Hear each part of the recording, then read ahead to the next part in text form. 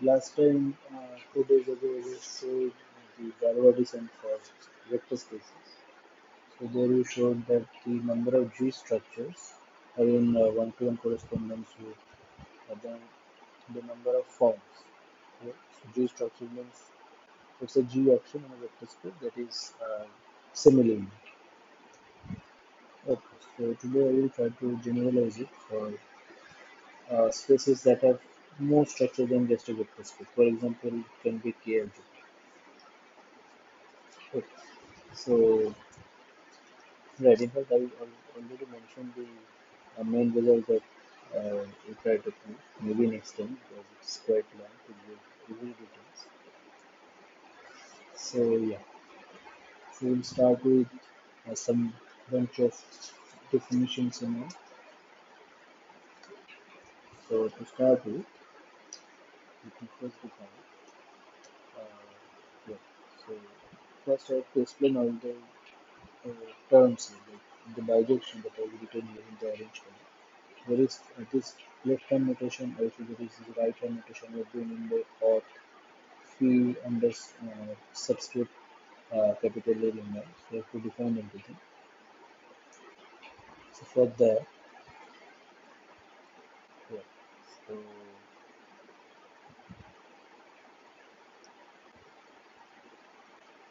in order to do so, let me start with notion of tensors of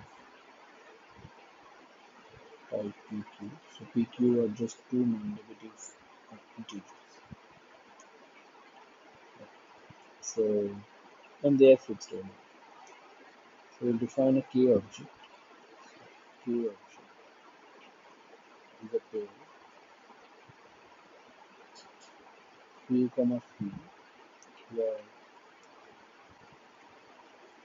V is a K vector space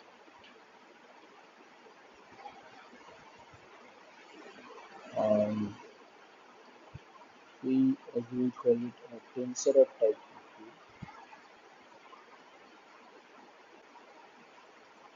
So what do you mean by that? So it just means P is actually an element of you first take V and you tensor it with self P times, which is this notation, V tar tensor P, and then you tensor it with the dual of V and you do it Q times. Okay.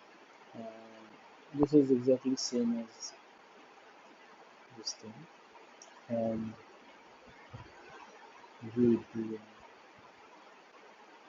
so and the tensor Q. This follows from hand tensor adjunction. So phi is just a K-linear map between these two vector spaces. So this is a K object and then suppose we have two K objects. So two K objects. Let's say one is V comma 5 and one is W comma psi. So for two K objects, if is said to be a K morphism,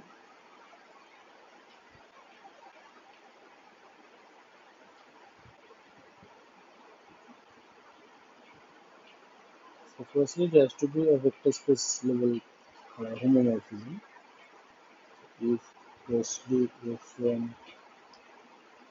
V to W is a K vector space map, I mean a K linear map, and secondly it should behave well with this phi and psi. By the way, both phi and psi are of type PQ, so this PQ of X. So and behave well means as you can see here, so we have this map which is phi and there also we have this map which is psi, but from here to here you can also induce this drift map p times and this q times. This diagram should come. Okay. And we can talk about K isomorphism. So, K morphism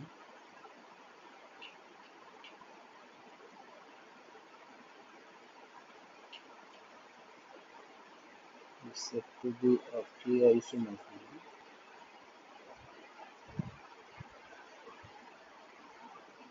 If, as you can expect, if there exists some G, which is a K morphism from W psi to G phi, such that their compositions are equivalent. Yeah. So this is the real thing. And so let me create some notations. This notation, or maybe I'll do it later because it requires some more notations. So this is a K morphism. And now what we want to do, so we can talk about the category of Q objects with this fixed tensor of type P. And so as last time, L over K is again a finite Galois extension. So we can talk about this category again of L object of type P. Okay. So here the objects are like a pair and morphisms like I just defined above. So you can go from one side to other pretty easily because if you have any phi or v comma phi, firstly you can tensor it with to get v tensor which are denote the phi subscript. Also you can modify phi to get a phi, so we define its phi. So phi as you can expect will be a map from here to here because this should also be a tensor of type q. So it should be a map like this, and let's define it. So such that let's define it in simple tensor because we can extend it. So in a simple tensor looks like v1 tensor l1. That should be q many such things with q tensor l2, and this just goes to. So firstly, phi was a map from phi tensor it itself q types. So this there is no other choice. I'm just you can use that. Yep. So this is actually a homomorphism, and you can extend even more.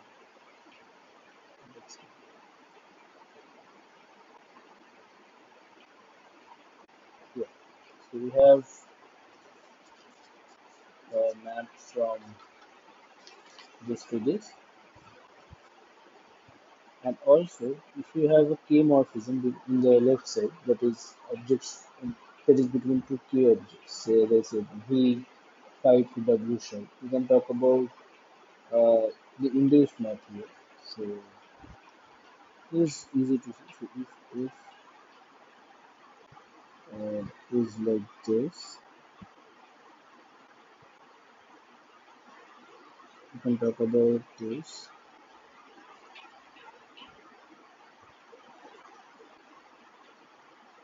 We must define it by equal, where equal is just by definition if tensor and so, and you can check that this is actually L morphism because the respective commutative diagram will also show in the definition. So upshot is that you get a covariant function between these two categories.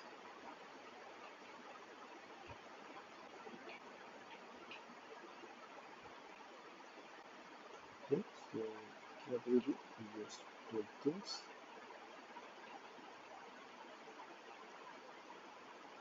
and we want an F. Yeah, this is one thing. And now let's get back to the notations as I was saying. So, let me some uh, let me first explain the definitions. So we'll start with the first thing that was on the left hand side. So remember left hand side of those are the twisted forms of this k object v5. So it's defined as a twisted form. I think I defined last time, but it will be precise. is twisted forms.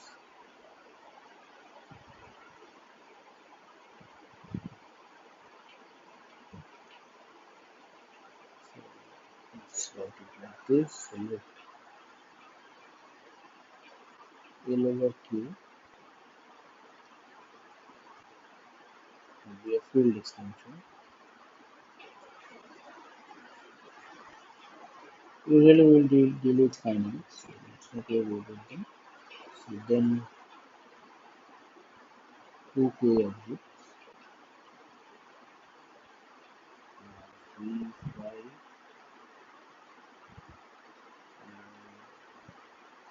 and W shell are said to be L isomorphic.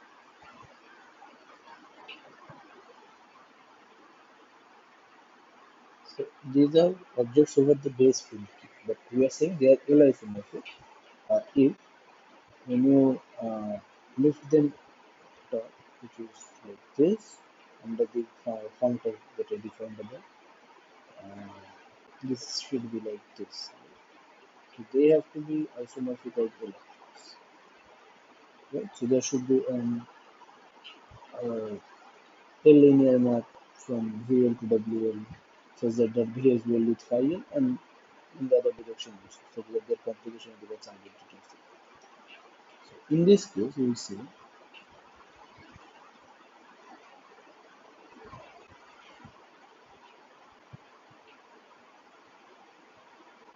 revolution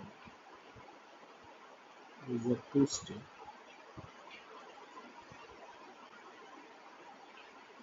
L K form of free form. So what this means, here it's another key object, but that becomes isomorphic uh, to V5, but over L, not over K. Yeah. But then the thing is, if two of such key objects are already isomorphic over the base field key, then there's no point say, taking them separately, right? Because they are already isomorphic over the base field. So when you extend them over the top field, they will still be isomorphic. So there's no point considering them as two different objects. So we consider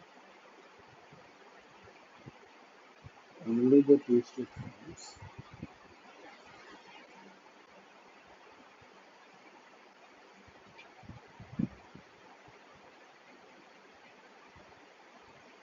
up to isomorphic.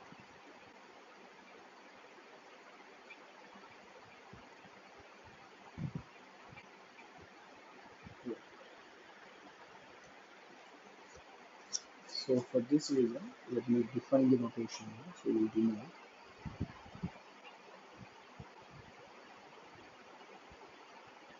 twisted forms of free common form over to be the isomorphism class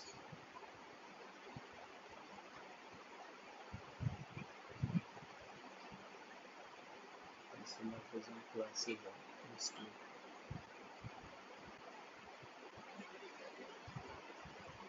L over T forms of free common.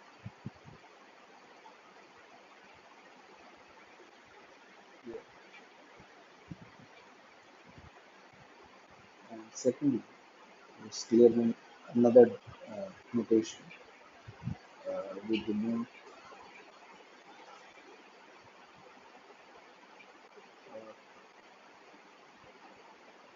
L field to the set of all automorphisms set of all automorphisms of real. So here we are talking about the extended version of V5. And so these actually will form a group, right? Because automorphism we can compose them. But we just need to say. Okay. So this forms a group on that.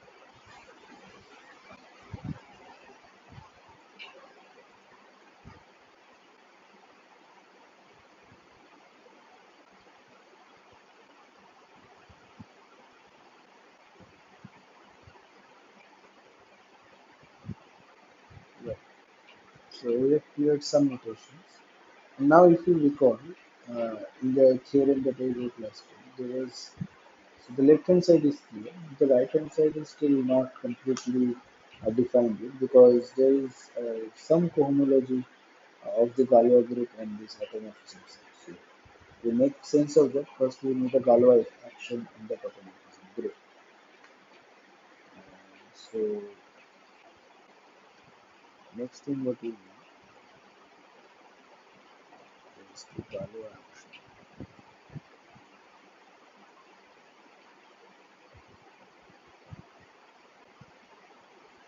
And this automorphism group, any element of odd phi underscore L is uh, just a isomorphism from VL phi to itself. Okay.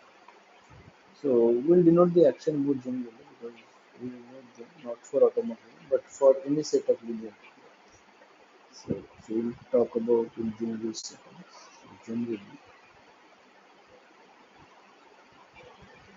if you have a linear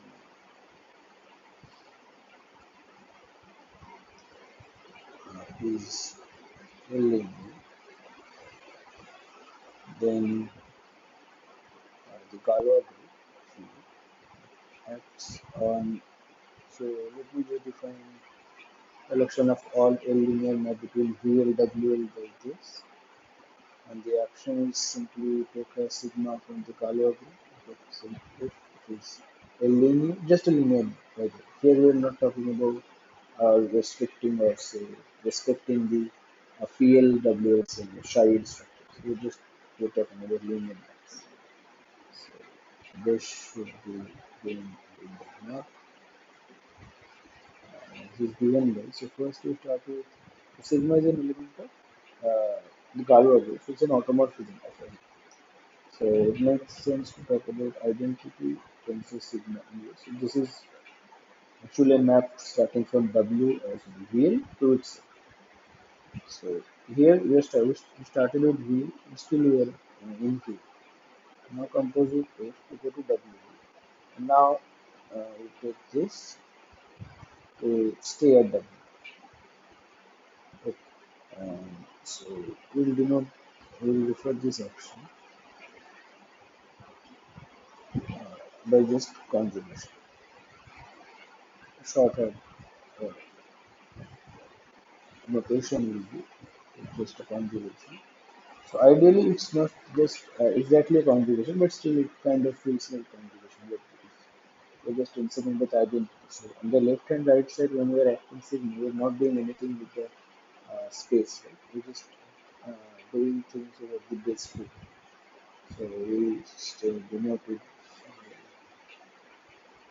this simply sigma. So here it is to be understood this sigma means identity tensor sigma and sigma inverse means identity tensor sigma inverse.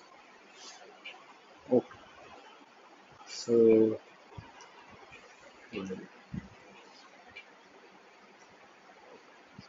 So we have this action G. So in particular, if VL and WL are same and F is an L isomorphism, still this action holds. Right? So more generally, or so more specifically, this makes sense.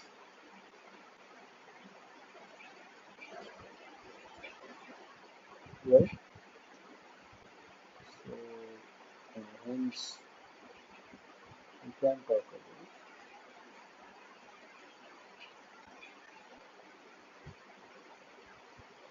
H1, G, or E, L. Right?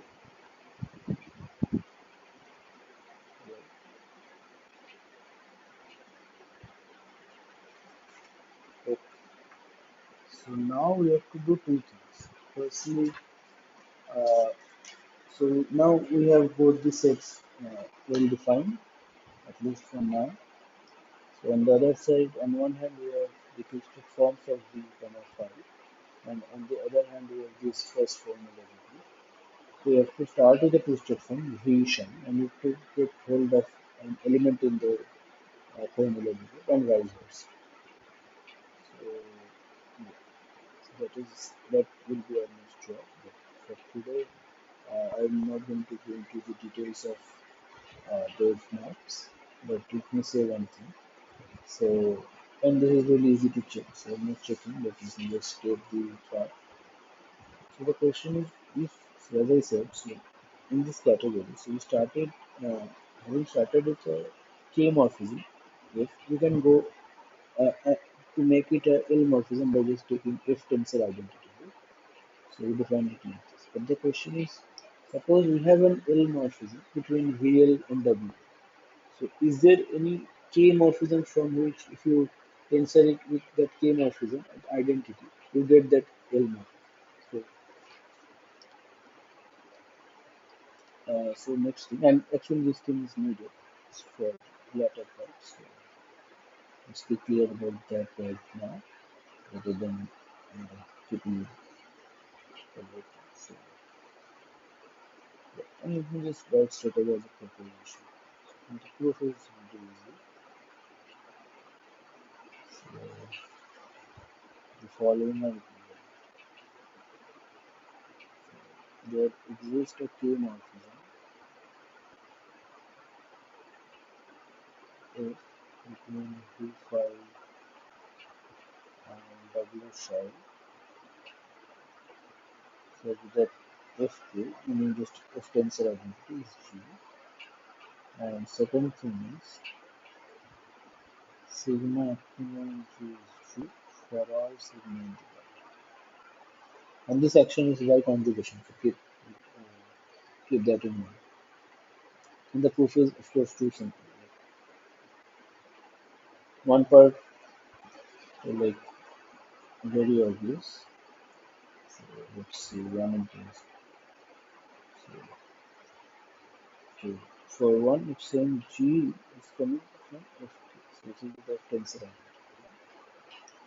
And what is sigma times? It's just identity tensor sigma. Then you get G, which is just F tensor identity.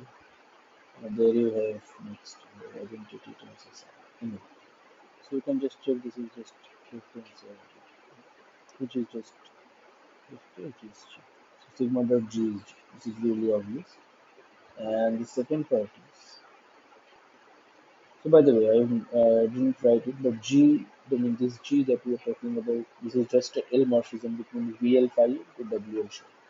And the question is, is there any if says that when you tensor it with identity and when you extend it up top, it becomes G. So this is the question. So we're talking about kind of the opposite question. So let's see the other part. Yeah, so we have this. Uh, by the way, G is from V to WL. From VL to VL, we have identity tensor sigma. And here we have the same thing. And downwards, we have G. Okay. So actually, this square is commutative because sigma dot G is G for any sigma. So this actually says nothing but that G induces a map from the fixed set of this to the fixed set. This is obvious because if you started with a fixed set, if you started an element in the fixed set real part G, then what you want to do? You want to show that G of x is just the same. But this will follow because sigma dot G of x is just G of x. Okay, so this induces a map. And now remember this was just isomorphic to V, and this was isomorphic to W. So for this isomorphism, we are actually getting a K morphism between V to W. Right? And if you remember properly how these isomorphisms were defined last time, that VL and the fixed set to V, you can easily check that. So let me define this map here. So how is it defined? So we are restricting V, which was originally from VL to W. So we are restricting G, sorry, and that fixed set. And actually, the image of that restriction that lands inside the fixed set in the other set. And their isomorphic to VMW restricted. So via that isomorphism, we'll get a K morphism. Good. And it's clear that if L is actually 0, is it really it is? By the way, I've made some notation error. So this should be L because L is a big, bigger extension. So, yeah, so this should be L, L. Okay. So this was the thing that I wanted to do because you need these things. Yeah. So next time I will try to define maps from one direction to other, and then if time permits, I will also try to show that their compositions are identical, which will give us the meaning of instructions.